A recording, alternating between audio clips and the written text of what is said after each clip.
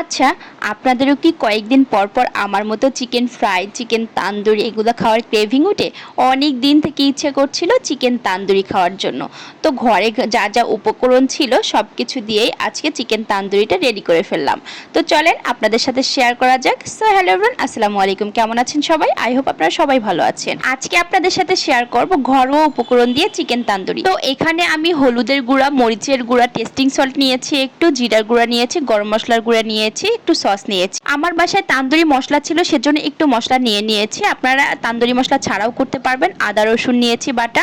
দেন এখানে আমি টক দইটা রেডি করে নিই গুঁড়া দুধ আর লেবু দিয়ে। চিকেনটা এভাবে কেটে কেটে সুন্দর করে ধুয়ে নিয়েছি। দেন এখানে যে আমার মশলাগুলো ছিল সেখানে একটু সয়া সস দিয়ে নিচ্ছি, সুন্দর করে মেখে নিব মশলাগুলো আমার সুন্দরভাবে মেখে নেওয়ার পর সুন্দরভাবে দেখছেন কত সুন্দর করে আমি হাতে মেখে নিলাম।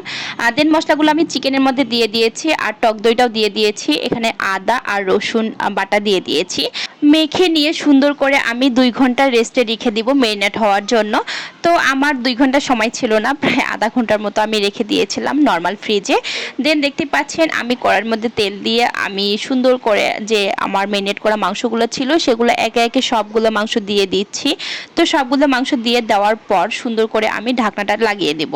তো অবশ্যই কিন্তু ঢাকনাটা দিতে হবে, কারণ এটা মাংসটা আপনার অবশ্যই কুক হতে হবে ভালোভাবে। তো আপনি যদি ঢাকনা না দেন মাংসটা কিন্তু সুন্দরভাবে কুক হবে না। দেখতেই পাচ্ছেন আমার মাংসটা অলরেডি ফেটে গিয়েছে আর আমি সুন্দরভাবে এটা উল্টিয়ে দিচ্ছি। তো আপনারা মাংসের মধ্যে পানি উঠা দেখে কখনোই ভয় পাবেন না, কারণ এটা অল্প কিছুক্ষণের মধ্যে শুকিয়ে যাবে, এটা ব্যাপার না। পানি উঠবেই, কারণ ব্রয়লারে এমনিতেই তো পানি থাকে বেশি, আপনারা জানেন। মাংসটা ভালোভাবে কুক হওয়ার পর আমি এদিকে সুন্দরভাবে একটা মাংসের যে গ্রেভিটা সেটা রেডি করছি। তো দেখতে পাচ্ছেন আগে থেকে যে আমার মশলাটা ছিল সেটার সাথে আমি টমেটো একটু ব্লেন্ডার করে নিয়েছি কয়েক পিস।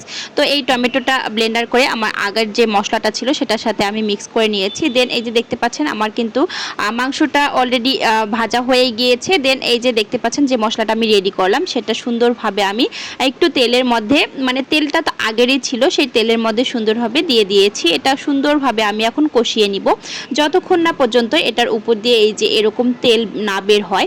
তো দেখতে পাচ্ছেন কত সুন্দর তেল উঠেছে মশলাটা দিয়ে। আমি এখন আমার যে ভাজা মাংসটা ছিল সেটা আমি দিয়ে দিচ্ছি। সুন্দরভাবে দিয়ে আমি একে একে করে সবগুলাই আর কি উল্টিয়ে নিব। তো দেখতে পাচ্ছেন কত সুন্দর এবং কত ইয়াম্মি লাগতেছে। তো একটু পানি দিয়ে আমি মাংসটা কুক হওয়ার জন্য রেখে দিয়েছি।